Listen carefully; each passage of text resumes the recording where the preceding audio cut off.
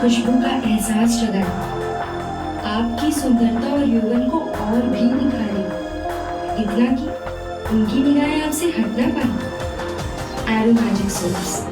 Correct, very nice सना, excellent, very nice.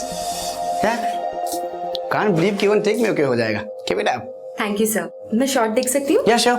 अरे playback.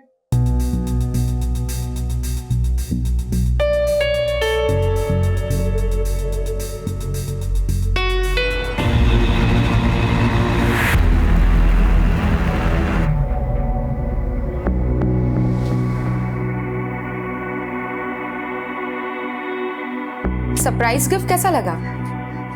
है ना बिल्कुल सरप्राइजिंग। अब मेरे साथ साथ तुम भी पॉपुलर हो जाओगी। हाँ, इस फिल्म से मेरी बदनामी जरूर होगी, लेकिन तुम्हारा क्या होगा ये सोचो। अगर कल सुबह तक तुमने पुलिस को जाके सब कुछ सच नहीं बताया तो मैं इस वीडियो को अपलोड कर दूंगी।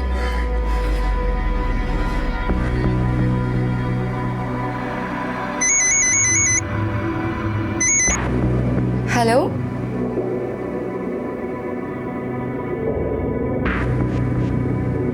ठीक है, मैं अभी आती हूँ।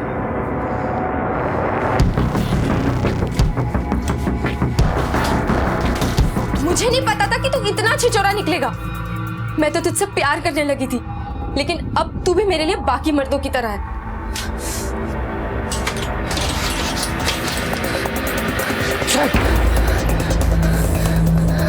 मैं भी तेरे से प्यार करता हूँ सना, और किसी भी के लिए तेरे को जाने नहीं दूंगा।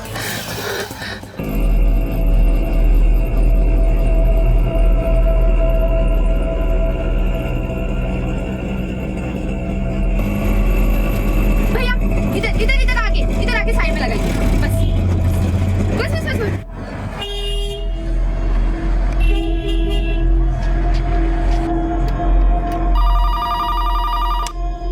Hello, head constable Shivram Wakchaure बोलते हैं। सर प्लीज मुझे बचा लीजिए, प्लीज मुझे बचा लीजिए सर। किससे खतरा है आपको? हेलो सर, आप मर के मनोर बंगलो पर आ जाइए। क्या नाम है आपका? हेलो हेलो,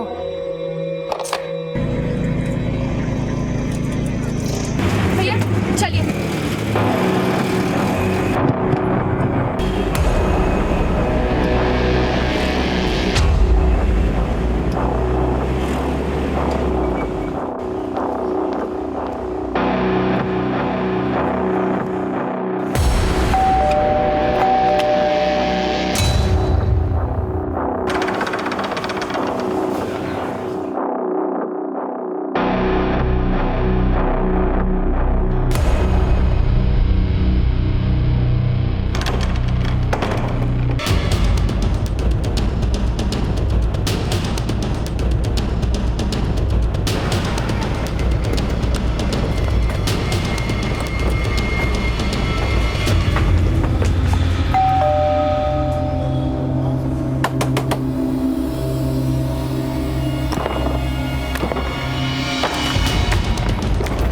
लड़की यहीं कहीं होगी, एक एक कमरा चेक करो।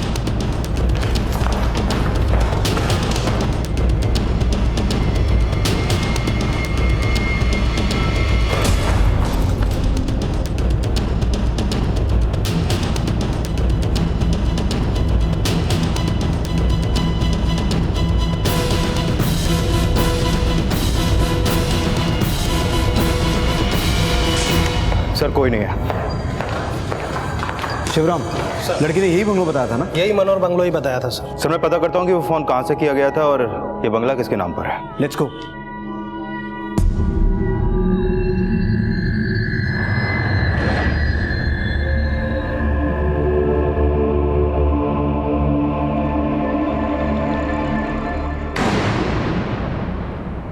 एक फेमस मॉडल बनने की चाह रखने वाली सना की आंखों में उसके बड़े सपनों की चमक और दुनिया जीत लेने का जुनून होना चाहिए था, लेकिन यहां अगर उसकी आंखों में कुछ था तो वो था गुस्सा, दर्द और डर। ये तीनों भाव लेकर सना मनोर बंगलो के लिए निकली। रास्ते में उसने पुलिस को फोन किया और आगाह किया एक खतरे के बारे में।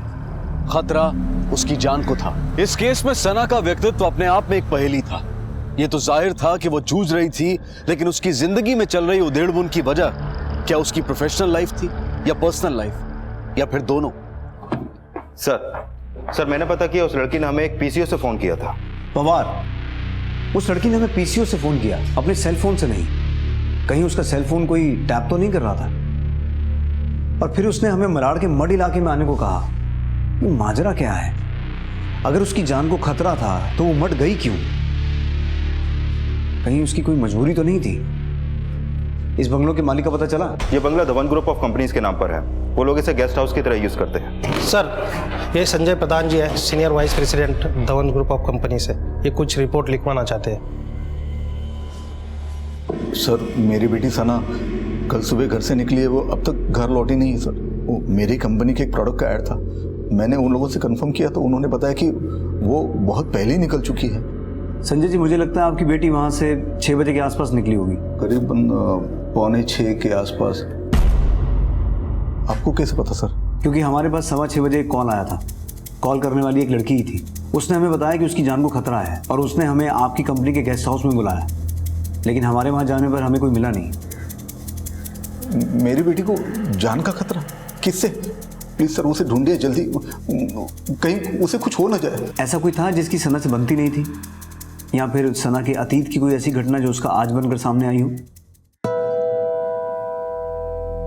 सर, तकरीबन 12 साल पहले सना की माँ का और मेरा डिवोर्स हो गया।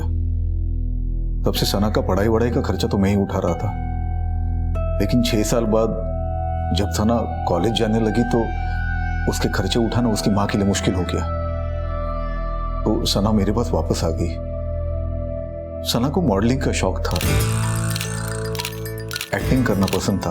तो सर, मैंने मेरी कंपनी में बात करके मेरी कंपनी के 1-2 प्रोडक्ट्स के ऐड उसे दिलवा दिए। उसके बाद उसे मार्केट से काफ़ी सारे ऑफर्स भी आने लगे थे। वैसे तो उसका ये शौक मुझे पसंद नहीं था, लेकिन सर मैं सना की आज़ादी नहीं ख़त्म करना चाहता था। आप हमें सना का सेल नंबर दे दीजिए, हम पता लगाने की कोशिश करते हैं कि वो कहाँ है और किस हालत में है। कोई ऐसा है जिस पर आपको शक हो? सना की उसके एड फिल्म के डायरेक्टर के साथ काफ़ी दोस्ती थी। उसका नाम ये नीरज ठक्कर करके है। ये आम दोस्ती नहीं थी। मैंने सना को वार्न किया था कि ये नीरज ठक्कर से थोड़ा दूर रहो।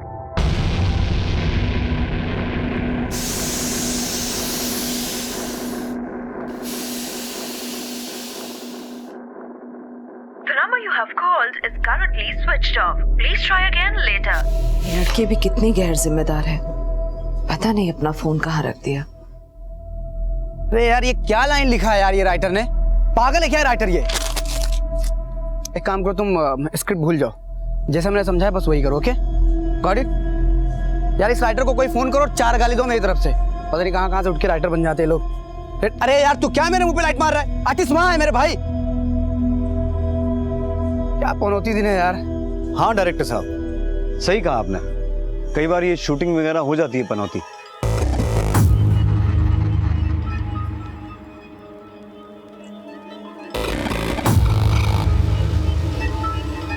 लीजिए ना सर।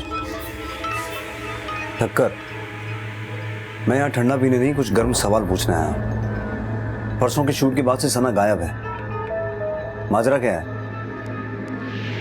मुझे पता चला है तू उसका बड़ा खास दोस्त है, तो उसके बारे में बहुत कुछ जानता होगा।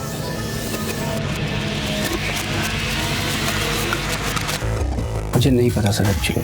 तुम लोगों को तो सिर्फ उतना ही पता होता है जितना तुम्हारे राइटर स्क्रिप्ट में लिख के भेजते हैं, पर ठक्कर, वो रियल लाइफ है और ये रियल लाइफ है, और रियल लाइफ में राइटर्स भी हम हैं और डायरेक्टर भी हम हैं,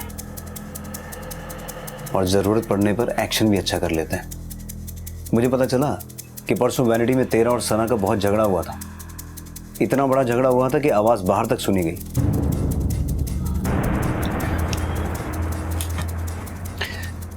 सर देखिए, ये सच है कि मैं और सना एक दूसरे को पसंद करते हैं। एट द सेम टाइम ये भी सच है कि हम दोनों के बीच में भी कुछ ठीक नहीं चल रहा है। आई मीन, सना बड़ा अजीब सा बर्ताव कर रही है। 3-3, 4-4 दिनों तक फ़ोन ऑफ कर लेती है, पता नहीं कहाँ चली जाती है। पिछले हफ्ते वो 3 दिनों के लिए पता नहीं कहाँ चली गई थी और फ़ोन भी ऑफ कर लिया था, और इसी वजह से हमारा झगड़ा हुआ था। तुम ठीक कहाँ थी दोनों तक सना? तुम्हारा फ़ोन बंद है। What's wrong with you? तुम्हें इससे कोई मतलब नहीं होना चाहिए। हो गई मुझसे गलती कि तुम्हारे इस खूबसूरत चेहरे पे मर मिटा मैं। अगली बार किसी भी खूबसूरत चेहरे या उसकी मदहोश कर देने वाली मुस्कुराहट के पीछे मत जाना। उसकी मुस्कुराहट के पीछे कई राज दफन है। देख ठक्कर, अगर मुझे जरा सा भी शक हुआ ना कि सना के गायब होने का सीन तूने लिखा है, तो याद रखना हमें पैकअप बोलने में देर नहीं लगती।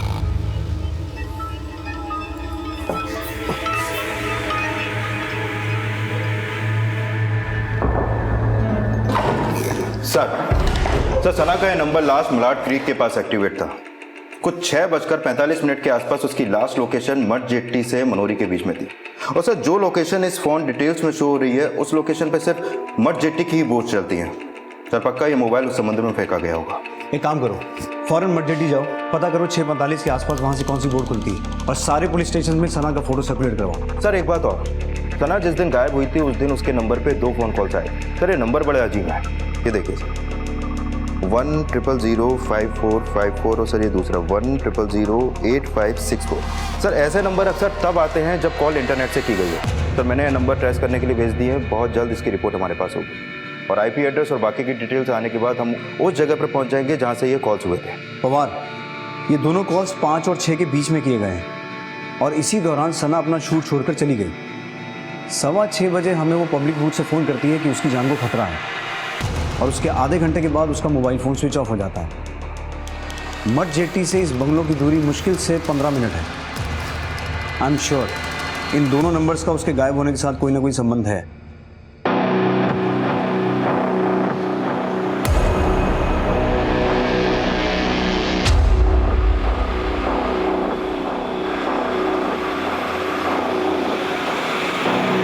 सर हमारी टेक्निकल टीम ने उस नंबर को ट्रेस करने की कोशिश की, पर यह किसी साइबर एक्सपर्ट का काम लगता है। उस नंबर को बहुत से आईपी एड्रेस से बाउंस किया गया है, जिसकी वजह से उसे ट्रेस कर पाना मुश्किल है। ठीक है, पवार ठक्कर के भी कॉल रिकॉर्ड चेक करो। ठक्कर और सना का अफेयर चल रहा है, हो सकता है इन दोनों के बीच कुछ हुआ हो। और मड जेट्टी से कुछ पता चला? नहीं सर, वहाँ हर 5 मिनट में 3 से 4 बोट खुलती हैं और इतने लोग होते हैं कि उनसे कुछ भी पता कर पाना मुश्किल है।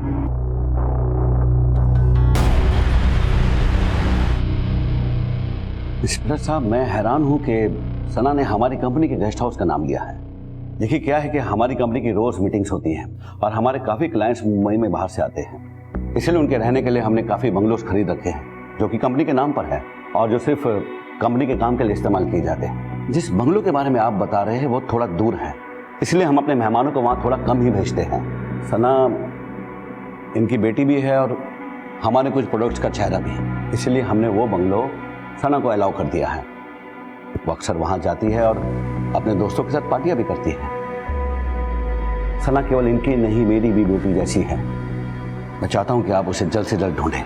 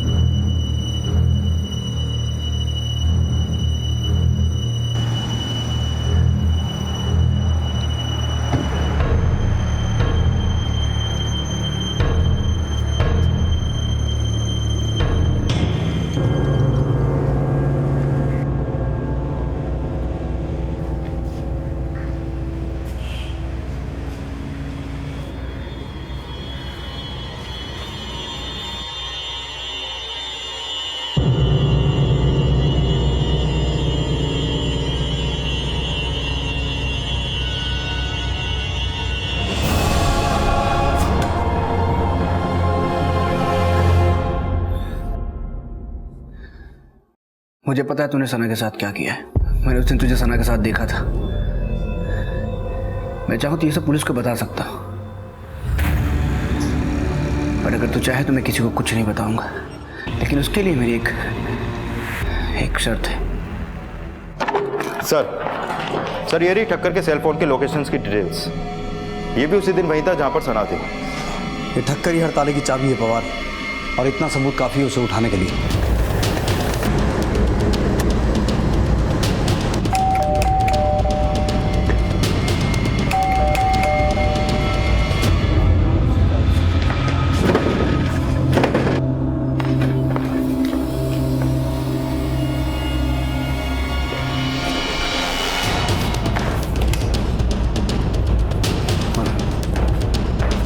शिवराम यहाँ देखो।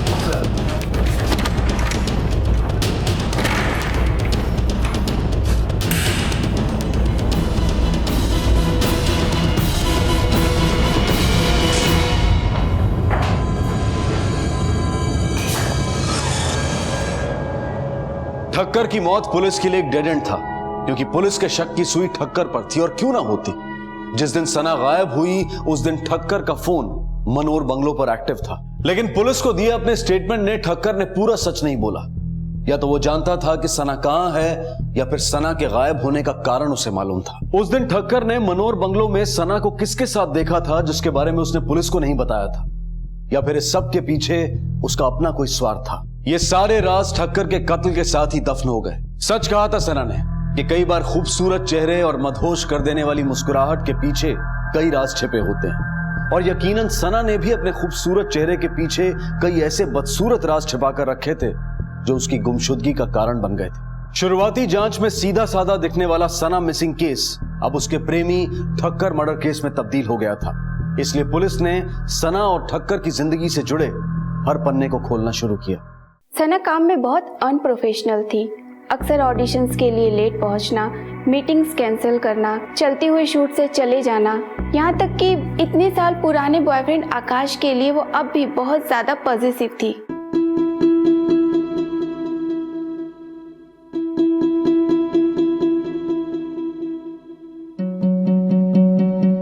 हटो यहाँ से। क्या हो रहा है सब?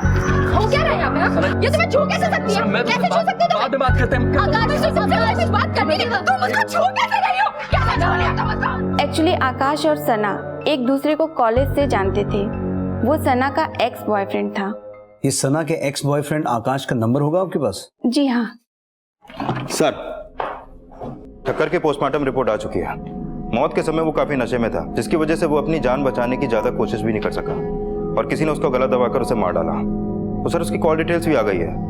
उसका आखिरी कॉल आकाश को था, मॉडल आकाश। ये वही लड़का है जिसको लेकर सना काफी पजेसिव थी। मैं तुमसे इतना प्यार करता हूँ कि कभी तुम्हें अपने आप से दूर नहीं जाने दूंगा। आकाश, ऐसे कुछ डायलॉग तुझे सना को भी बोलने चाहिए थे, तो शायद सचमुच वो दूर ना जाती। क्या क्या क्या हुआ सर? क्या हुआ, क्यों हुआ, ये तो तू हमें बताएगा। हाँ सर, मुझे ठक्कर का फोन आया था। हम दोनों एक दूसरे को सना के थ्रू ही जानते हैं सर। उसने मुझे इसलिए फ़ोन किया था कि उसे सना की माँ का नंबर चाहिए था, तो मैंने उसे दे दिया। सर, मेरी बेटी का फ़ोन परसों शाम से स्विच ऑफ है। परसों शाम? और आप आज कंप्लेन करने आएंगे? सर, मेरी बेटी एक मॉडल है और वो मेरे पास भी नहीं रहती है। ऐसा पहली बार नहीं हुआ है कि उसका फ़ोन स्विच ऑफ हो, अक्सर होता है ऐसा, पर इस बार ही कुछ अजीब सा ही लग रहा है। आपकी बेटी का नाम क्या है? तेरा और सना का क्या चल रहा है? एक ऐड के शूट पे तेरी वजह से सना का झगड़ा हुआ था, तो अभी भी सना के साथ है? नहीं सर, वो सर हम कॉलेज में साथ में थे, तभी कुछ वक्त के लिए रिलेशनशिप में थे सर। उसे तब से ही एक बड़ी मॉडल बनना था सर। उसकी माँ एक फ़्लाइट अटेंडेंट थी सर, लेकिन कुछ टाइम बाद उनकी नौकरी चली गई, तो बड़ी मुश्किल से उनको सर बसर कर रहे थे लोग। उसकी माँ कहाँ रहती? सर, किसी ने भी उन्हें ये नहीं बताया कि उनकी बेटी लापता है? नहीं सर, उन्हें लगा कि हर बार की तरह इस बार भी उनकी बेटी का फ़ोन 2-3 दिन में ऑन हो जाएगा। पवार, एक काम करो, फिलहाल इसे आकाश को जाने दो, लेकिन इस पर नजर रखना। इसके आसपास के लोगों से पता करो ये आदमी कैसा है और इसकी आदतें कैसी। Sir, today I am going to make a big announcement.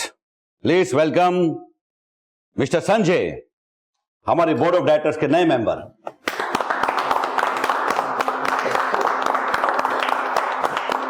Sanjay, ये ओहदा तुम्हें तुम्हारी ईमानदारी और मेहनत की वजह से मिला है। खुश तो हो? सर, जिसकी बेटी इतने दिन से लापता हो, वो किसी भी हालत में खुश कैसे हो सकता है? लेकिन I am thankful to you sir कि आपने मुझे इस काबिल समझा। पता नहीं मेरी बच्ची कहाँ होगी। जिस दिन सना लापता हुई उस दिन आप कहाँ थी? उस दिन एक लंबा चौड़ा आदमी आया था, मेरी सना से बात भी कराई फोन पर। मैंने उससे पूछा कि वो कैसी है, मुझसे मिलने कब आ रही है। ठीक है, मैं अभी आती हूँ। बस इतना ही कह के उसने फोन रख दिया और वो आदमी भी चला गया। प्लीज आप मेरे बच्चे को कहीं से भी ढूंढ के ला दीजिए, इसे कुछ हो गया तो मैं मर जाऊंगी। सर आखिर ये आदमी होगा कौन जो सना की जगह उसकी मां से मिलने आया?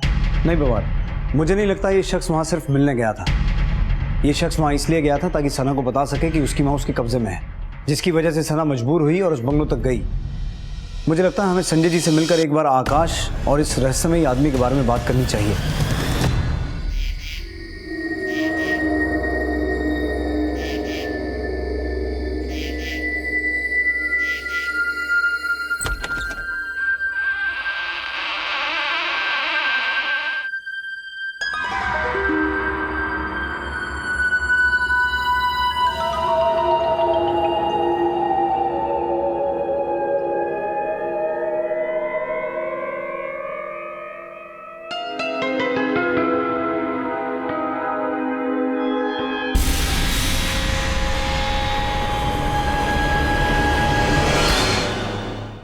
सर मेरी बेटी का कुछ पता चला?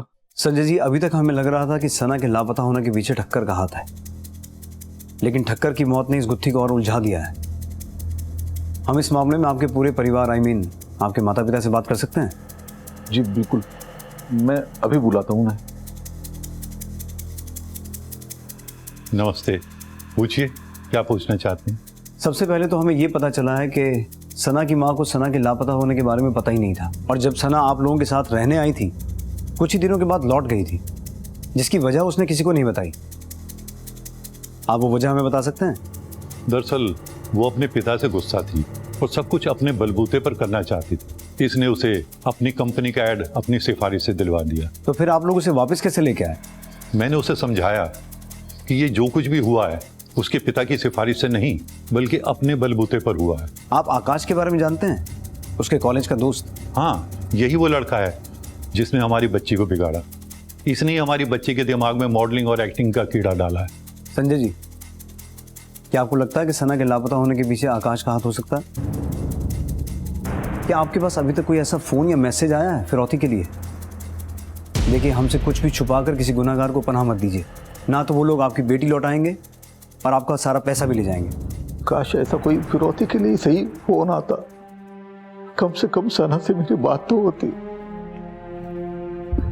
वह दुनिया की सारी दौलत उसे दे देता, और ऐसा कोई फोन नहीं आया साहब, ना कोई कॉल आया ना कोई मैसेज। सर मैंने हर जगह चेक किया, जब से आकाश यहाँ से गया तब से वो डर के मारे अंडरग्राउंड हो गया, उसका फोन भी तभी से स्विच ऑफ है। कॉल डिटेल्स के लिए मैंने बोल दिया है। इसका मतलब इस सब के पीछे आकाश का ही हाथ है। स्ट्रगलिंग एक्टर है, करियर भी कुछ खास नहीं चल रहा, और इन एक्टर्स के खर्चे बहुत होते हैं। कहीं इन खर्चों को पूरा करने के लिए तो उसने सना को किडनैप नहीं किया, और हमारी पूछताछ के बाद वो और डर गया होगा।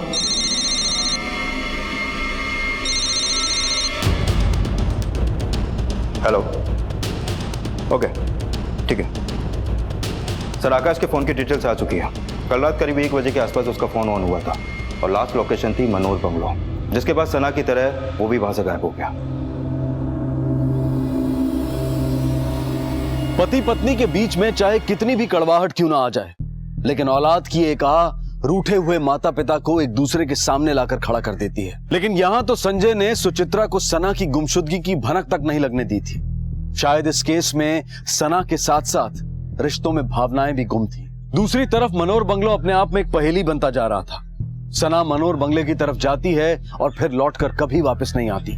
ठक्कर मनोर बंगलो जाता है, वहां सना को किसी के साथ देखता है, और उसकी मौत के साथ मनोर बंगलो का राज वहीं गुम हो जाता है। सना का भूतपूर्व प्रेमी आकाश भी मनोर बंगलो की अंधेरी दीवारों के पीछे जाता है, और उसके साथ भी एक घटना घटती है, शायद एक जानलेवा घटना।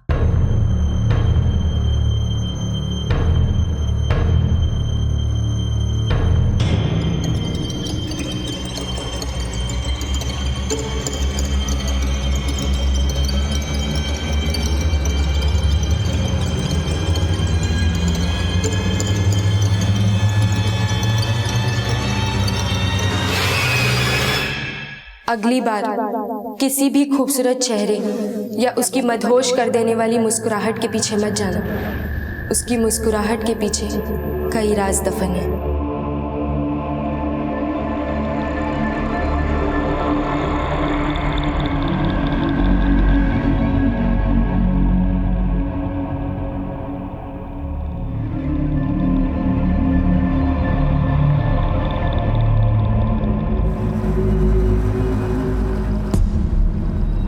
पवार सर।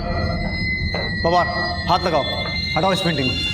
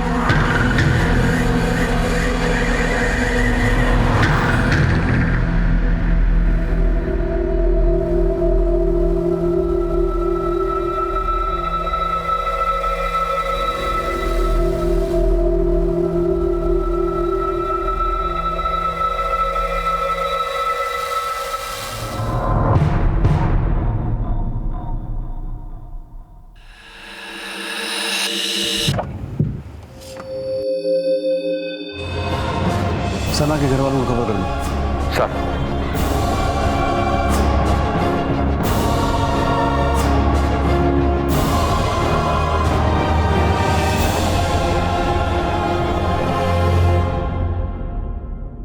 इंस्पेक्टर साहब, मुझे मनोहर के बंगलों के बारे में पता चला, जानकर बहुत दुख हुआ। रजत जी, हमें आपकी कंपनी के उन एम्प्लॉइज के आईडीज चाहिए जिन्हें वो बंगलो इस्तेमाल करने की परमिशन थी। श्योर, मैं अभी अरेंज करवा देता हूँ। रजत जी, उस बंगलो में आपकी एक बड़ी इंटरेस्टिंग तस्वीर दिखी हमें। उस फोटो को देखकर लगा कि वो आपकी कंपनी की किसी पार्टी की फोटो है, लेकिन वो फोटो इंडिया की नहीं थी। उस वक्त सना आपके साथ क्या कर रही थी? पेरिस की तस्वीर होगी। देखिए, हमारा प्रोडक्ट पेरिस में भी लॉन्च होने वाला था, और आप तो जानते हैं कि सना हमारे प्रोडक्ट का चेहरा थी, इसीलिए वहाँ उसका होना जरूरी था। लेकिन सना ही क्यों, उस इवेंट में तो हमारी कंपनी के बहुत सारे लोग थे जो कि उस प्रोडक्ट के साथ जुड़े हुए थे। ठीक है रजत जी, शायद हमारी मुलाकात दोबारा होगी। जी।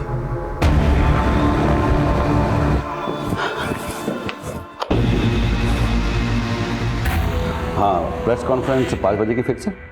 पवार, पोस्टमार्टम रिपोर्ट के मुताबिक सना को तो उसी दिन गला दबाकर मार दिया गया था जिस दिन वो गायब हुई थी, लेकिन रिपोर्ट में यह भी लिखा है कि उसको मारने से पहले उसके साथ शारीरिक संबंध बनाए गए थे। बहुत जल्द हमारे पास उस शख्स का डीएनए होगा जिसके साथ सना ने ये संबंध बनाए थे। वहीं आकाश को पहले किसी ने सर पे मारा, ये मार अंदरूनी थी, लेकिन कातिल ने कंफर्म करने के लिए उसका गला दबाया कि वो मर गया है। सर, सना अक्सर गायब रहती थी।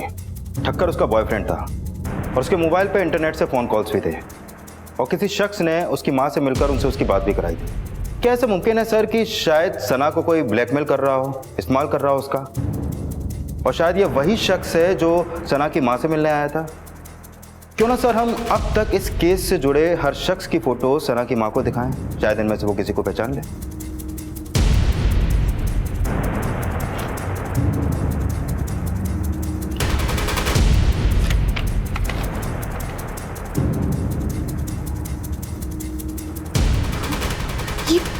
यही है वो आदमी।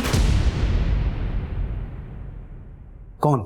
रजत धवन? नहीं नहीं, वो उसके पीछे, वो ये जी। पवार, ये आदमी तो हमारी लिस्ट में है ही नहीं, इसके बारे में फौरन पता लगाना पड़ेगा। लेकिन ये जो कोई भी है रजत धवन का बहुत खास है, इसलिए ठीक उसके पीछे खड़ा है। पवार, मुझे आधे घंटे में ये आदमी पुलिस स्टेशन में चाहिए। सर।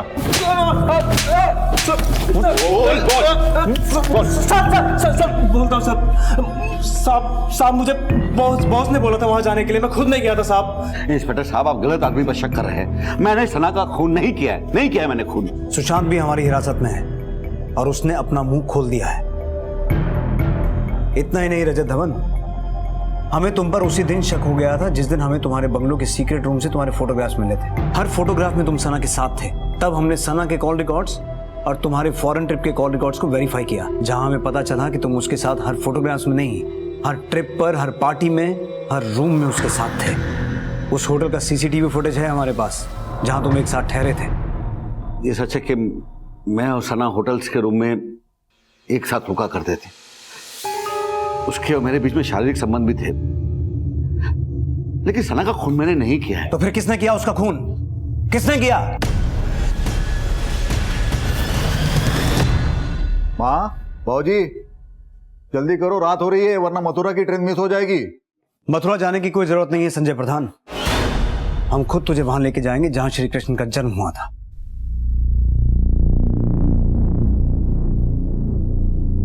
ये रहे सना की मेडिकल रिपोर्ट्स, जिससे यह साबित होता है कि उसकी मौत से पहले उसके साथ शारीरिक संबंध बनाए गए थे। बोलेगा ही अपने तरीके से बुलवाऊं, कुछ भी भूलना मत, मुझे पूरी कहानी सुननी है। बोल। सुचित्रा और सना मेरी जिंदगी से दूर जा चुके थे। सना वापस मेरे पास आई। जब वो आई तो काफी बड़ी हो चुकी थी।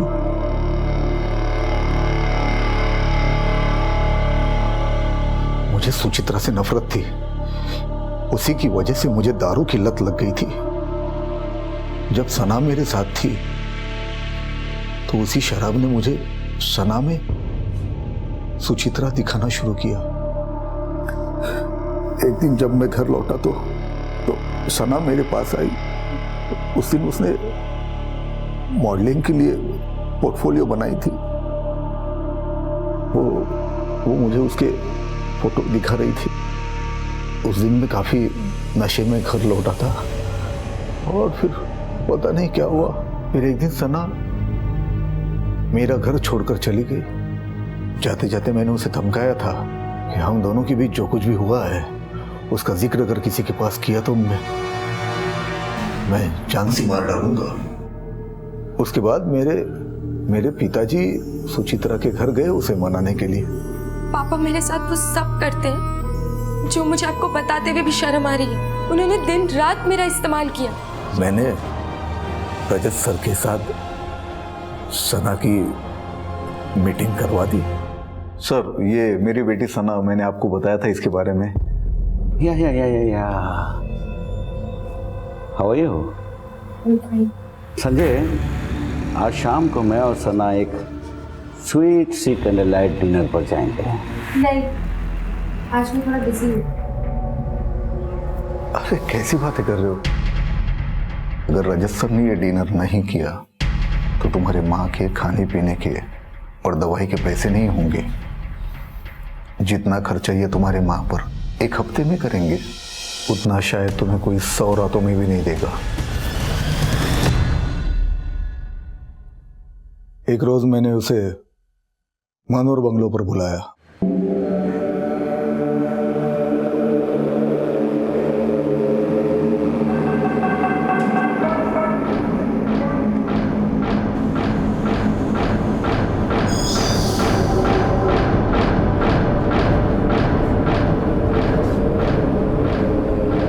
ऐसा क्या हुआ कि सना को जान से मार दिया? सना ने रजत सर की और उसकी एक एमएमएस क्लिप बनाई थी। सरप्राइज गिफ्ट कैसा लगा? है ना बिल्कुल सरप्राइजिंग। अब मेरे साथ साथ तुम भी पॉपुलर हो जाओगे। हाँ, इस फिल्म से मेरी बदनामी जरूर होगी, लेकिन तुम्हारा क्या होगा ये सोचो। अगर कल सुबह तक तुमने पुलिस को जाके सब कुछ सच नहीं बताया तो मैं इस वीडियो को अपलोड कर दूंगी। फिर रजत सर ने मुझे एक ऑफर दिया, बोर्ड ऑफ डायरेक्टर की कुर्सी या सना। मैंने कुर्सी चुन ली। रजत सर का बॉडीगार्ड सुशांत सुचित्रा के घर गया। वहां से उसने सुचित्रा की और सना की फोन पर बात करा दी। सुशांत ने सना को धमकी दी और मनोर बंगलो आने के लिए कहा।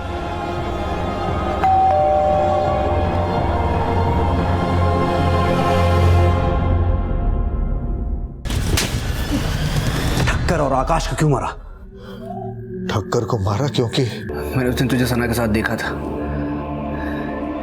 मैं चाहूँ तो ये सब पुलिस को बता सकता, पर अगर तू चाहे तो मैं किसी को कुछ नहीं बताऊंगा। लेकिन आकाश से तो मेरा कोई मतलब नहीं था। वो तो अपनी मौत तक खुद चल के आया था। उसने रजत सर को फोन करके बताया कि सना के साथ जो कुछ भी हो रहा है उस सब के बारे में उसे पता है। लेकिन जब सना गायब हो गई तो आकाश के मुंह में पानी आ गया। उसने अपना मुंह बंद रखने के लिए रजत सर के पास 10 करोड़ रुपए की डिमांड की। तो मैंने आकाश को फोन करके मनोहर के बंगलों पर बुलाया। उसे कहा कि आ जाओ, आपको आपके पैसे मिल जाएंगे। मैंने अपनी 18 साल की नौकरी में ऐसा घिनौना केस आज तक नहीं देखा। क्या बुलाऊं तुझे, हैवान या दरिंदा? दोनों शब्द छोटे महसूस होते हैं। माँ, ये वाली दवाई रोज सुबह और शाम, खाने से पहले और खाने के बाद, और ये वाली रोज दोपहर एक बार। एक दवा तो छूट गई। कौन सी माँ? सब तो है। एक दवा जो सबसे ज्यादा जरूरी है मेरे लिए, तेरी मुस्कुराहट।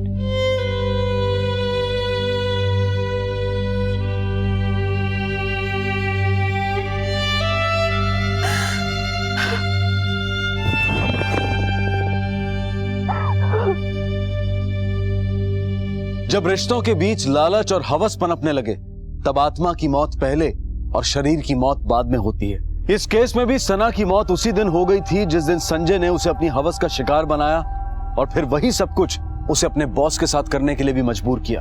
पुलिस ने रजत धवन को आईपीसी की धारा 376D और संजय प्रधान को धारा 376 के तहत रेप के लिए और दोनों को आईपीसी की धारा 302 के तहत हत्या के लिए गिरफ्तार किया है। और साथ ही पुलिस ने रजत धवन के बॉडीगार्ड सुशांत पर भी आईपीसी की धारा 302 के तहत हत्या के चार्जेस लगाए हैं।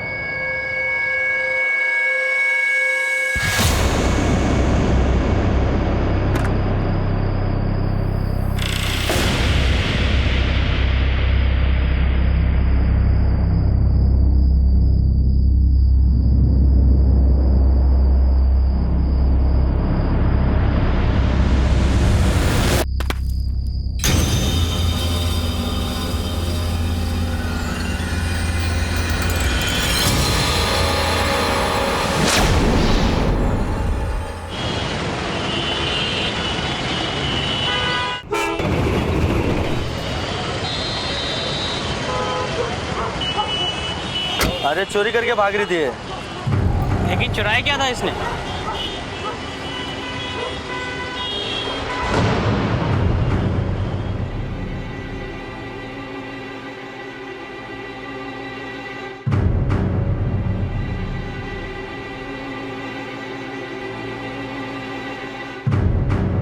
पर मेरी कोई गलती नहीं थी। वो लड़की रोड के बीचों बीच भाग रही थी, उसके पीछे कुछ लोग भी थे। मैंने हॉर्न बजाया, बहुत जोर से हॉर्न बजाया, बट लड़की अचानक आ गई। लोग बोल रहे थे कि चोरी करके भागी, बट उसके हाथ में सिर्फ कुरमुरा था। Excuse me, please come.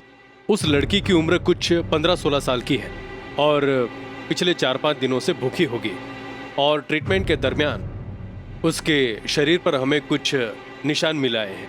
निशान? जी हाँ। कैसे निशान? जैसे किसी ने उसे मारा पीटा हो।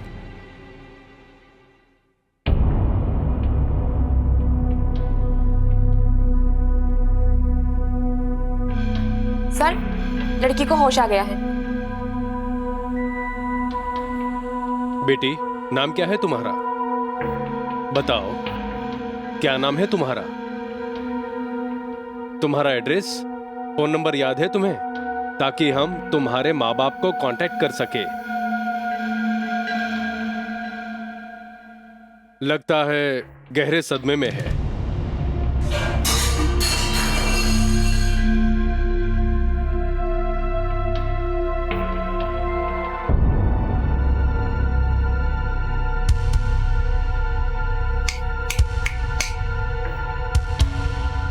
लगता है ये सुन नहीं सकती।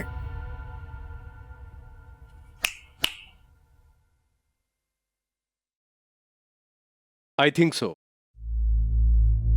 एक 15-16 साल की लड़की सड़क दुर्घटना की वजह से हॉस्पिटल पहुंचाई गई। वहां जांच से पता चला कि ना केवल वो 4 दिनों से भूखी थी, बल्कि उसे मारा पीटा भी गया था। डॉक्टर ने जिम्मेदारी से इस घटना की सूचना पुलिस को दी और फिर उस लड़की से बातचीत करने की कोशिश में एक सच सामने आया। वो लड़की ना तो बोल सकती थी और ना ही सुन सकती थी। एक ऐसी लड़की जो ये कह पाने में असमर्थ थी कि वो कौन थी, उसके साथ क्या हुआ था। पुलिस उसकी मदद कैसे कर पाएगी? एक 15-16 साल की लड़की जो 4 दिन से भूखी है, जिसके साथ मारपीट भी की गई है।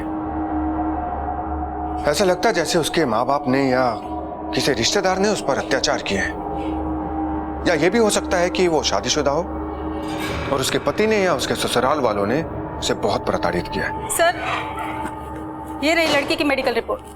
सर, उसके साथ मारपीट होती रही है और सर उसका सिर्फ फिजिकल अब्यूज ही नहीं, सेक्सुअल अब्यूज भी हुआ है। लगता है उसके साथ कई बार बलात्कार हुआ है। तुम ऐसा करो, किसी मूक बधिर स्कूल जाओ और वहां से साइन लैंग्वेज एक्सपर्ट को बुला कर लाओ, क्योंकि हमें उसकी जरूरत पड़ेगी।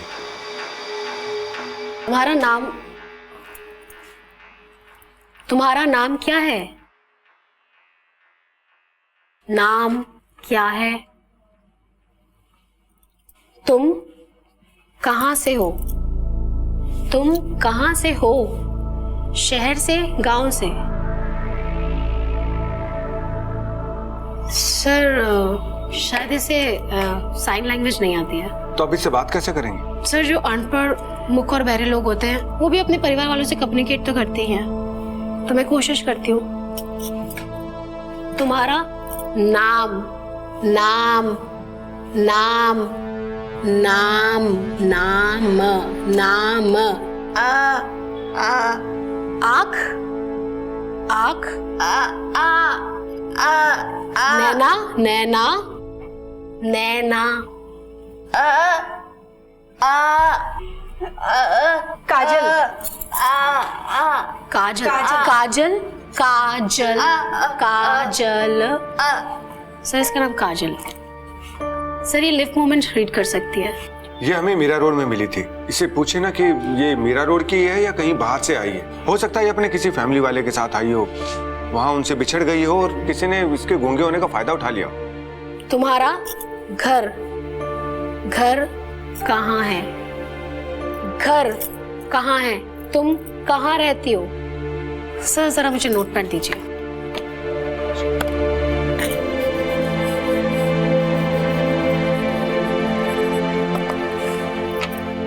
तुम्हारा घर,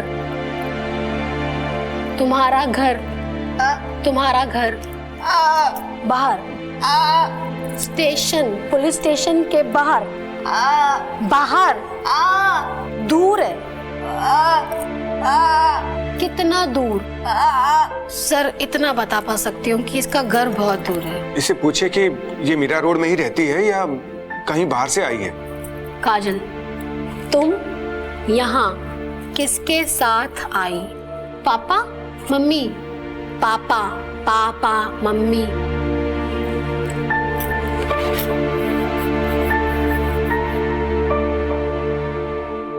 पापा, पापा, मम्मी। पापा, पापा, मम्मी, पापा।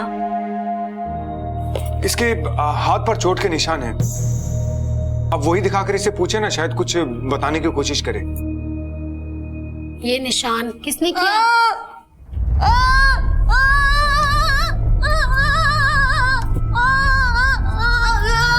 हाँ, अभी कोई परेशानी करेगा।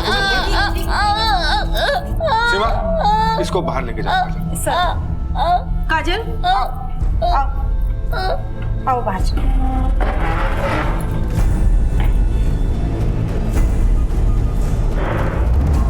सर, अब मैं भी चलती हूँ। कल फिर आती हूँ पूरी तैयारी के साथ। कुछ अलग अलग पिक्चर्स लेके आती हूँ। मेरे इंस्टीट्यूट की एक हेड है, उनसे भी मिलती हूँ। वो मेरी काफी मदद कर सकती हैं। ये लड़की हमें मीरा रोड स्टेशन के आसपास मिली थी, जहाँ इसका एक्सीडेंट हुआ था। तुम ऐसा करो, वहीं के आसपास के एरिया में इसकी फोटो सर्कुलेट करो। हो सकता है इसकी फोटो को देखकर कोई पहचान जाए। और सभी पुलिस स्टेशंस में इसकी फोटोज को भिजवा दो। हो सकता है शायद किसी ने मिसिंग कंप्लेंट लिखवाई हो।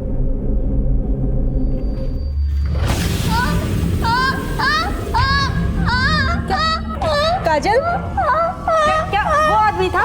वो आदमी था? तो सर वो उधर देखते। ऐसा मूछों वाला कोई आदमी ऐसा था? ऐसा ही आदमी था? राणे सर, अपने एरिया में जितने भी हिस्ट्री शीटर्स हैं उनके रिकॉर्ड्स निकालो और उनकी फोटोज इस लड़की को दिखाओ। ये देखो।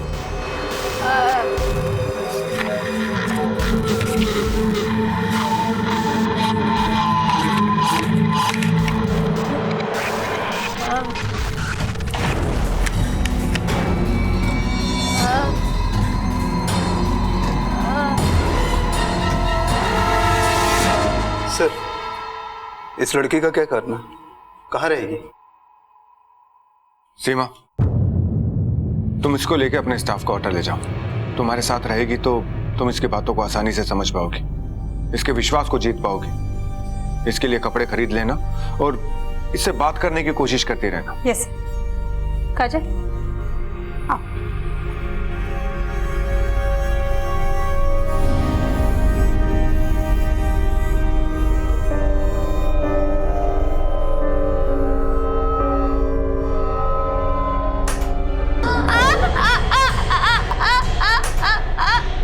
क्या हुआ बेटा? क्या हुआ?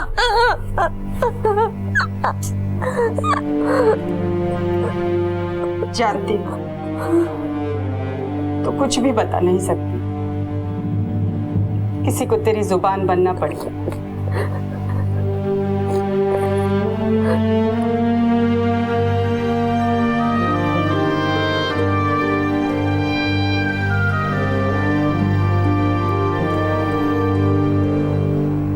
सर, कल रात काजल बहुत परेशान थी। जरा से आंख लगती और एकदम से डर के उठकर बैठ जाती, जैसे कोई भयानक सपना देखकर बैठ जाता है।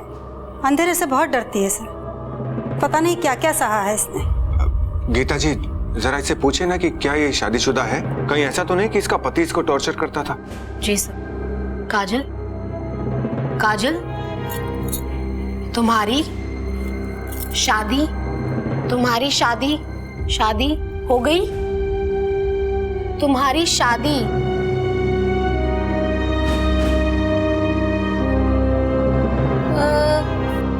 सर, शायद इसकी शादी नहीं हुई है। इससे पूछे ना कि ये किस गांव से, किस शहर से, कहां से आई है? काजल,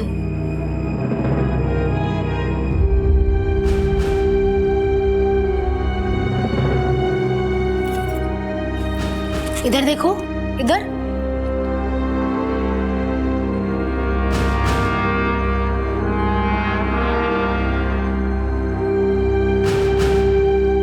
सर, शायद इसे कुछ याद नहीं है। शायद ये बड़े शहर की नहीं है सर। मुझे भी कुछ ऐसा ही लगता है कि शायद ये किसी छोटे से गांव से या बहुत ही गरीब घर से, या हमें मीरा रोड स्टेशन के बाहर मिली थी। आप इससे पूछिए ना कि ये वहां तक कैसे पहुंची, किसी ऑटो से पहुंची, किसी बस से पहुंची या ट्रेन से पहुंची। काजल,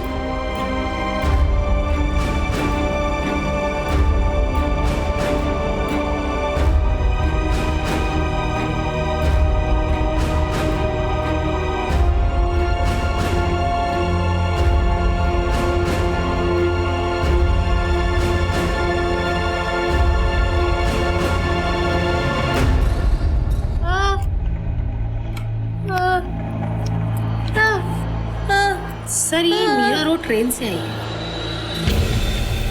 सर, मीरा रोड मेल या एक्सप्रेस ट्रेन नहीं रुकती है। हो सकता है कहीं से लोकल ट्रेन से मीरा रोड आई हो। हम इसे मीरा रोड स्टेशन के बाहर जहां इसका एक्सीडेंट हुआ था वहां लेकर चलेंगे। हो सकता है इसे कुछ याद आ जाए और हमें कुछ समझाने की कोशिश करे, कुछ बताई दे। अच्छा सर, अब मैं भी इजाजत चाहती हूँ, मुझे स्कूल वापस जाना है। मेरी जरूरत पड़े तो मुझे कॉल कीजिएगा। जी, थैंक यू।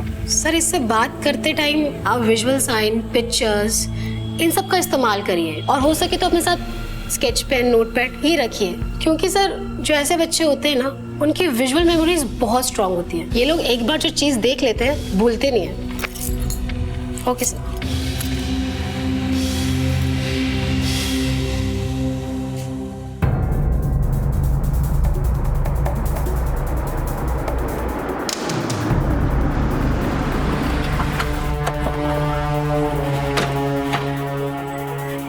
सर, इस लड़की का एक्सीडेंट यहीं पर हुआ था। पास में स्टेशन है, लोगों ने बताया कि वहां से भाग कर आई थी, वहीं आसपास कुरकुरे लेकर भागी थी।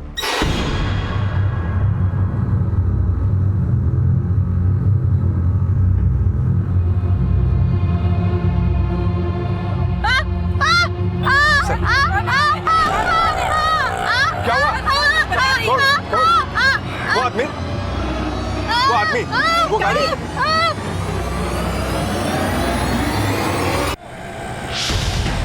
जल्दी चलो, उस गाड़ी का पीछा करो।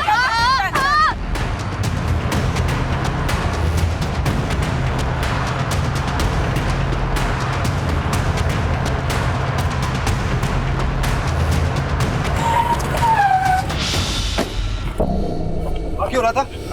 क्या हो साहब? पुलिस वाले हम लोग, हमें देख के भागा ना तू। नहीं साहब, हम भागने, मुझे क्या पता कि आप हमारा पीछा कर रहे हैं। यही आदमी था ना, मूंछों वाला? यही आदमी? मैंने कुछ नहीं किया साहब।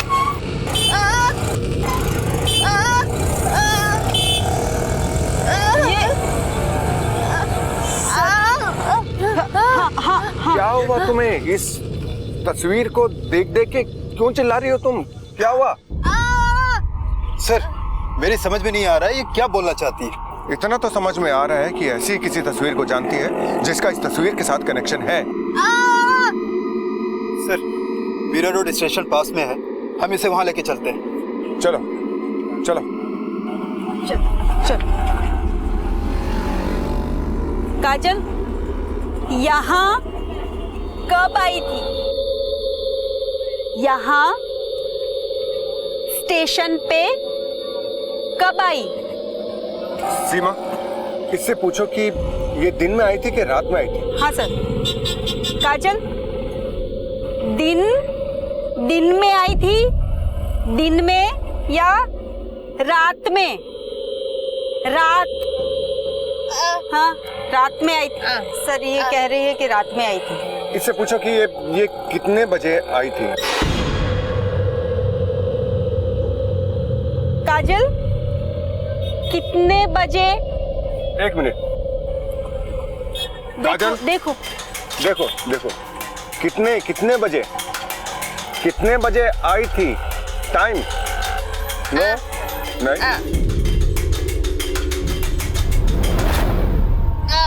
नहीं।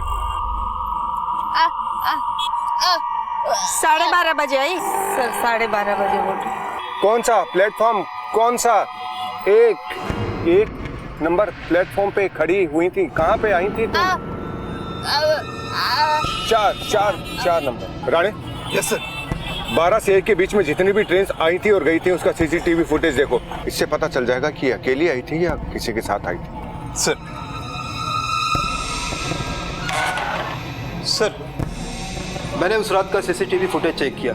लड़की विरार से चर्चगेट जाने वाली लास्ट लोकल से आई थी, अकेली थी, बहुत देर तक प्लेटफॉर्म पर बैठी रही, फिर बाहर चली गई।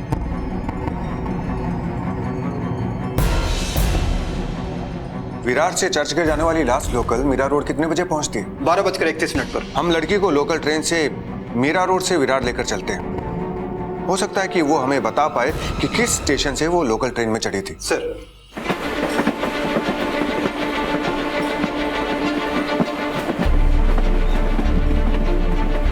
अगला स्टेशन भाईंदर, पुढील स्टेशन भाईंदर।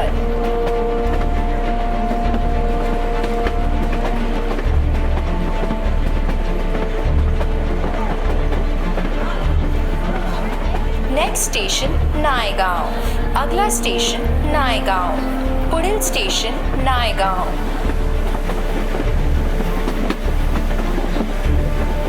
अगला station Vasai road, next station Vasai road, पुढील स्टेशन वसई रोड।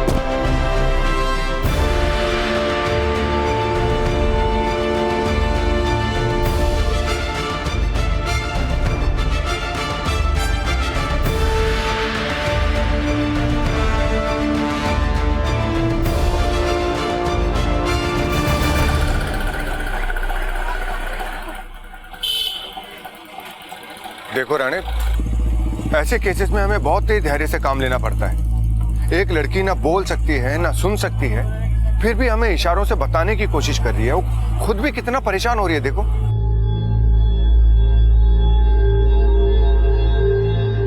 काजल पुलिस के साथ वसई आ पहुंची। ये उम्मीद जागी थी कि शायद काजल पुलिस को उस जगह ले जा सके जहां से वो भागी थी, पर काजल ठीक से बता नहीं पा रही थी।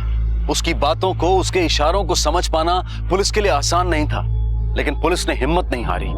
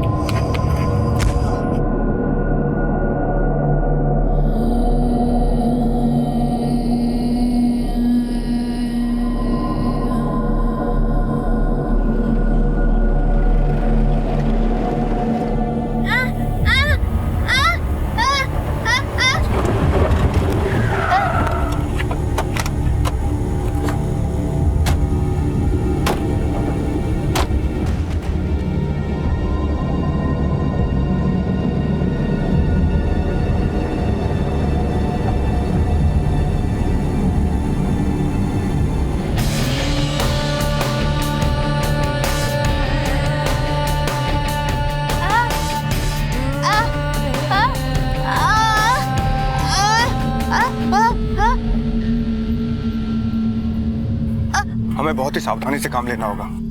कहीं ऐसा ना हो जो कोई भी अंदर है वो अलर्ट हो जाए और यहाँ से भाग जाए। सीमा, तुम काजल के साथ रहना।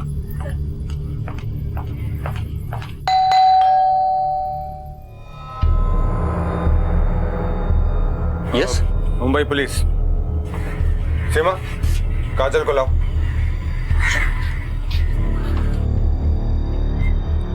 क्या आप इस लड़की को पहचानते हैं? नहीं, क्यों? कौन है जी?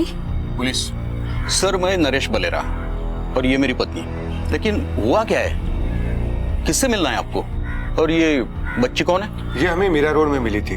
बोल नहीं सकती, लेकिन इसने आपके घर की पहचान की है। और घर में आपके साथ और कौन कौन रहता है? हम दोनों के अलावा कोई नहीं रहता यहाँ पर। मेरा बेटा लंदन में है और हम दोनों यहाँ पर रहते। और इस बच्ची को हमने कभी यहाँ देखा नहीं है। क्या मैं घर देख सकता हूँ? हाँ बिल्कुल देख सकते हैं।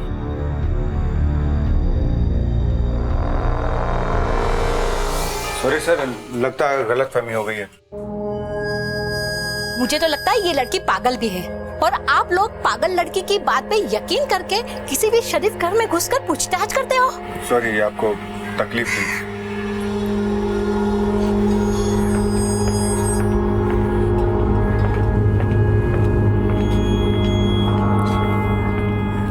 सर, घर में बुड्ढा बुड्ढी के अलावा कोई नजर नहीं आया। कहीं हम गलती तो नहीं कर रहे हैं? हो सकता है लड़की गलत जगह पे ले आई। लड़की हमें बिल्कुल सही जगह पर लेकर आई है। तुम्हें याद है गाड़ी पर वो नमस्ते वाली तस्वीर? उसे देखकर काजल ने क्या रिएक्शन दिया था? ठीक वही तस्वीर मैंने इस घर में देखी है। इसलिए काजल बिल्कुल सही कह रही है। लेकिन सर, इसने यहाँ किसी को पहचाना नहीं। लेकिन इस फार्म हाउस को तो पहचाना। ये बुड्ढा बुड्ढी हमसे कुछ छिपा रहे हैं। बिना सबूत के हम इनके खिलाफ कोई एक्शन भी नहीं ले सकते। वो अपना खबरी है ना बीजू, उसको इनके पीछे लगा दो। वो यहाँ के चप्पे चप्पे से वाकिफ है। अब हमें ये पता करना है कि ये यहाँ किसके साथ आई, इसे यहाँ कौन लेकर आया। और सीमा, तुम इससे बात करने की कोशिश करो। मुझे पूरा विश्वास है कि ये बेजुबान लड़की अपनी कहानी सुनाने में और मुजरिमों को पकड़वाने में हमारी मदद जरूर करेगी। कई अनसुलझे सवाल थे जिनके जवाब ना मिलने से काजल के मुजरिम पकड़े नहीं जा सकते थे। काजल पुलिस को उस फार्म हाउस तक ले गई जहां से वो भागी थी। हालांकि काजल बोल नहीं सकती थी, लेकिन फिर भी पुलिस ने उससे संवाद का तरीका सीख लिया था। क्या काजल की इस कहानी में कोई और बहुत बड़ा रहस्य सामने आने वाला था? पुलिस की ये तहकीकात जुर्म के किस घिनौने रूप को सामने लाने वाली थी? काजल, ये फार्म हाउस जहां से हम आए, यहाँ तुम कैसे पहुंची? तुम यहाँ देखो देखो देखो कैसे? कहां से आई तुम? तुम्हें कौन लाया था यहाँ पर? कौन लेके आया? क्या करती थी तुम वहां पर? सर एक मिनट, इतनी जल्दी नहीं समझ पाएगी, मैं कोशिश करती हूँ। ये फार्म हाउस पे तुम क्या काम करती थी? क्या काम? झाड़ू, पोछा, बर्तन, कपड़े। ये फार्म हाउस पे तुम क्या काम करती थी?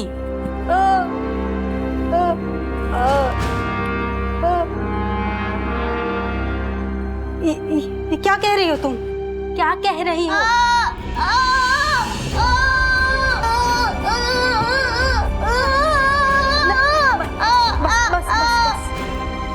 ये कह रही है कि इसके साथ बलात्कार हुआ है।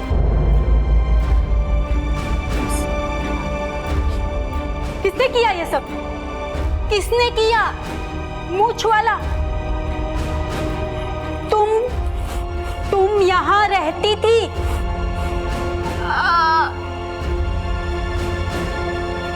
किस लिए गई यहाँ पे? तुम्हारे साथ वहां जबरदस्ती हुई? जबरदस्ती तुम्हारे साथ? हाँ। इसका मतलब फार्म हाउस पे प्रोस्टिट्यूशन चलता है। इसके अलावा वहां पर और भी कई लड़कियां लाई जाती होंगी। सीमा, इससे पूछो कि इन लड़कियों को कहां से लाया जाता था और कहां ले जाया जाता था और कौन आता था वहां? काजल, यहाँ पे देखो कैसे पहुंची। कौन रहता था तुम्हारे साथ? कौन लाया तुम्हें यहाँ? कौन कौन रहता था यहाँ पे फार्म हाउस पे?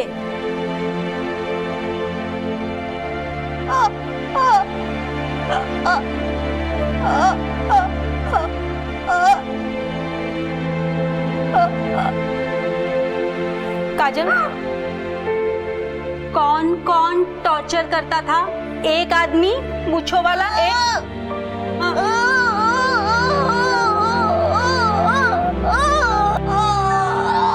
हाँ, बस। काजल, और कौन? और बिंदी माथे पे ऐसे लिपस्टिक करती थी, निशान था माथे पे।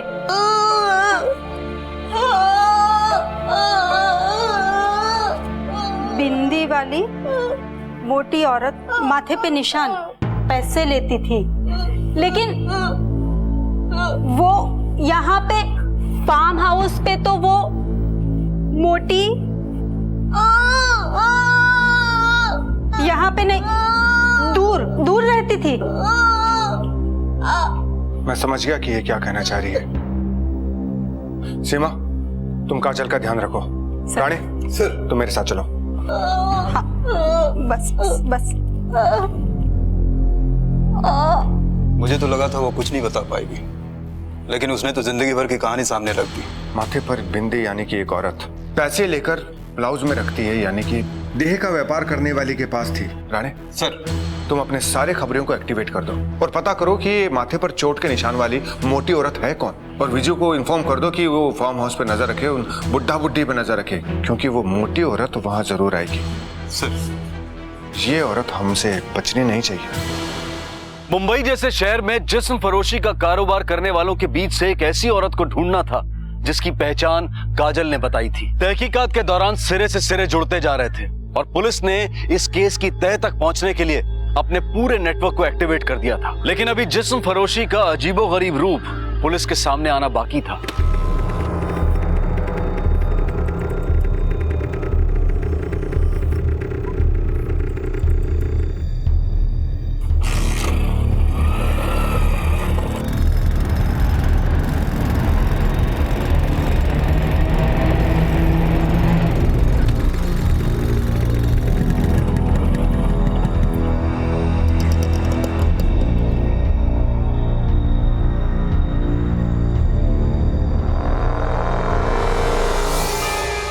हाँ बोल भी तू। साहब, ये बुड्ढा बुड्ढी एक नंबर के हरामी हैं। अभी अभी इन्होंने एक ऑटो लिया और एक लंबा चक्कर मार के यहीं वापस आ गए और सारी बातचीत ऑटो में ही कर ली साहब। ठीक है, तू उस ऑटो वाले का पीछा कर और मुझे लोकेशन भेजता रहे।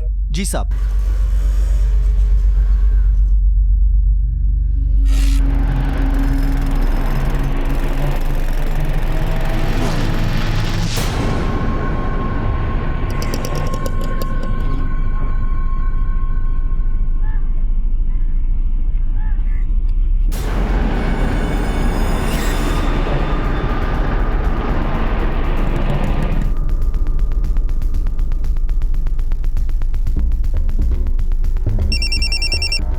हाँ बोल। सर ये ऑटो वाला एक दूसरे घर में अंदर गया है, आप यहाँ रेड मारेंगे तो जरूर कुछ न कुछ मिलेगा। चलो इस तरफ आओ दोनों। चलो अंदर देखो, अंदर तलाशी लो। चलो चलो बात। चलो चलो चलो चलो इधर खड़ी हो जाओ। वहां पे खड़े हो जाओ।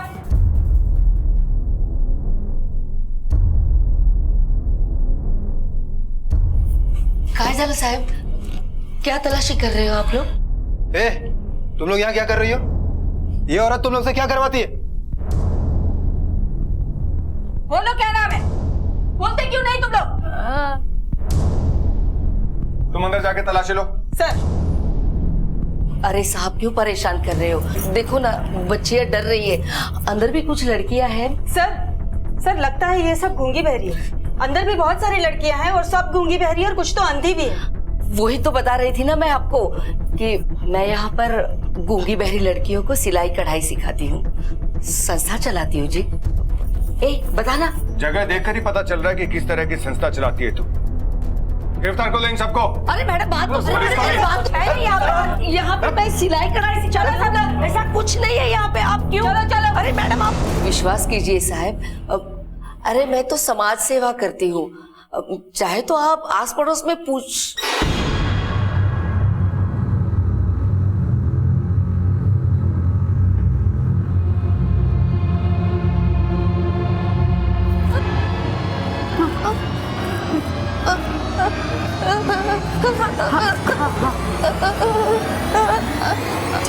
चलो आ जाओ आ जाओ।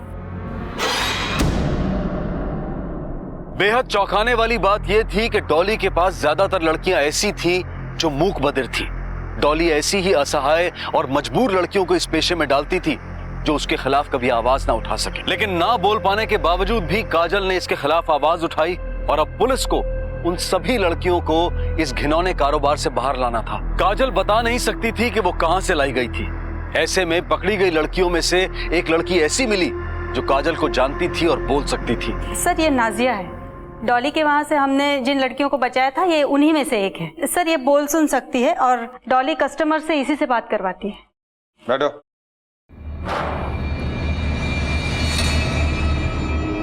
काजल के बारे में तुम क्या जानती हो? साहब ये सच है, डॉली बेजुबान लड़कियों को धंधे पे बैठाती है। बड़े बड़े लोग उसके कस्टमर हैं, गूंगी बहरी ऐसी लड़कियां ना साहब सस्ते में मिल जाती है, इसलिए ज्यादातर डॉली के पास ऐसी ही लड़की मिलती है। कौन लेकर आया था उसे? कादर। अब ये कादर कौन है? ये मेरे को नहीं पता साहब, लेकिन डॉली के लिए लड़कियां वही लेकर आता था। काजल को भी वही लेकर आया था। काजल कब से आई यहाँ? 6 महीने पहले आई थी साहब।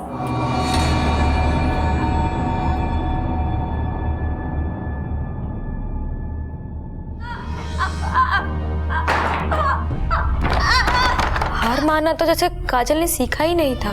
खा ले, भूखी रहेगी ना तो किसी को तरस नहीं आने वाला है।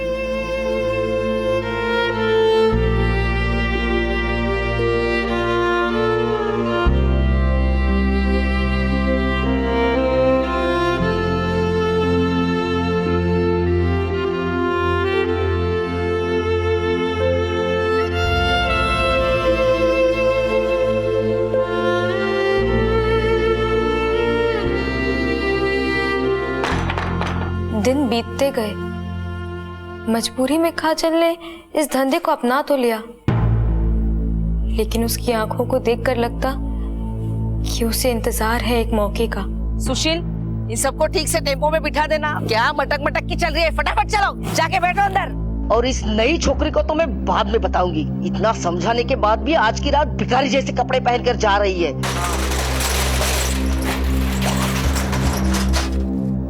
चलो चलो जल्दी उतरो, चलो आओ जल्दी आओ।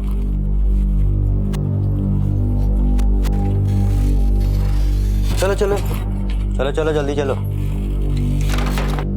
नमस्कार साहब।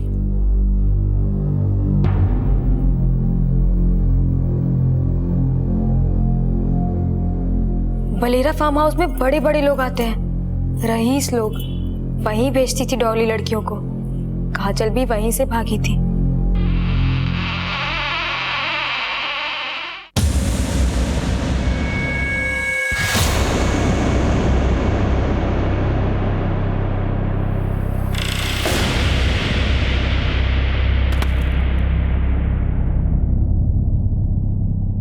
मगर काजल के भागने के बाद डॉली ने सुशील को उसको ढूंढने के लिए लगा दिया साहब। मगर उससे पहले कि वो उस तक पहुंचता, काजल की किस्मत उसे आप लोगों तक पहुंचा दिया साहब, और वो उस नर्क से बाहर आ पाई और हमें भी निकाल लिया साहब। तुम जानती हो काजल कहाँ की रहने वाली है? नहीं, बेचारी भेसबंद बताती भी तो कैसे। कादर का नंबर दे। साहब वो मेरे पास लड़कियां लेके आता है, पर कहाँ से लाता है वो मुझे नहीं पता। तू कादर का नंबर दे, वो बताएगा खुद कि कहाँ से लाता है। वो अलग अलग नंबर से फोन करता है जब भी उसके पास माल आ जाता है।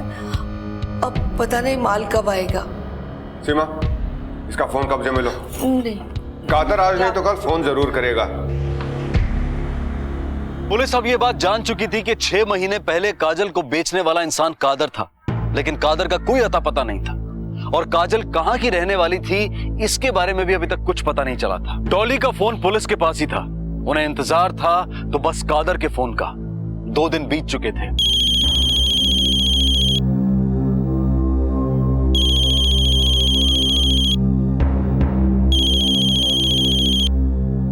हेलो डॉली।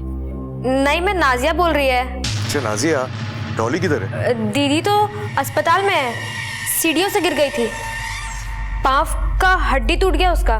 लेकिन तुम कौन? कौन से हॉस्पिटल में? City hospital, B ward, bed number 3। लेकिन तुम कौन हो? कादर।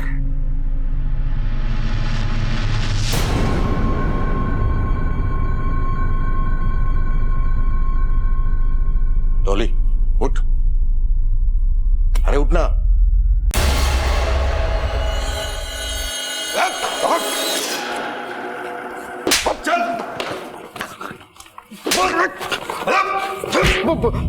कौन बेचता है तो पता नहीं साहब, फोन आता है तो हम लोग डिलीवरी लेने जाते हैं। काजल को कहां से उठाया था? आसनसोल। राणे सर, काजल को आसनसोल लेकर चलते हैं। मुझे पूरा विश्वास है कि वो अपने घर तक लेके जाएगी, अपने माँ बाप तक लेके जाएगी, और इस कुत्ते को भी साथ ले लेते हैं। ये हमें बताएगा कि काजल को इसने किससे खरीदा था।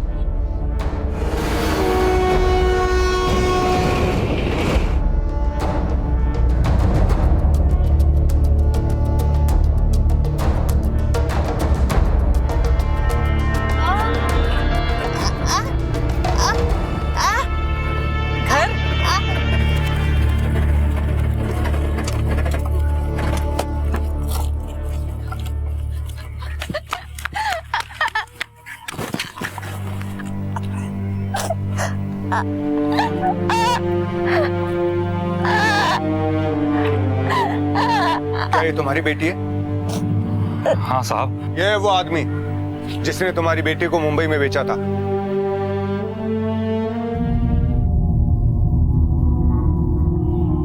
साहब, ये वही आदमी है जिसने इस लड़की को बेचा था।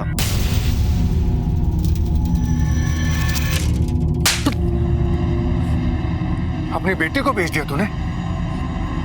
क्या करता साहब, गुंगी बहरी है जन्म से, कौन करता इससे शादी? तुम्हारे जैसे लोगों को ऊपर वाला औलाद दे क्यों देता है? मुझे क्या पता था कि ये आदमी उसको धंधे पे बिठा देगा। काजल को मैं तुम्हारे जैसे इंसान के पास छोड़ने वाला नहीं हूं। सीमा, काजल को अपने साथ ले लो और इसे भी अरेस्ट करो।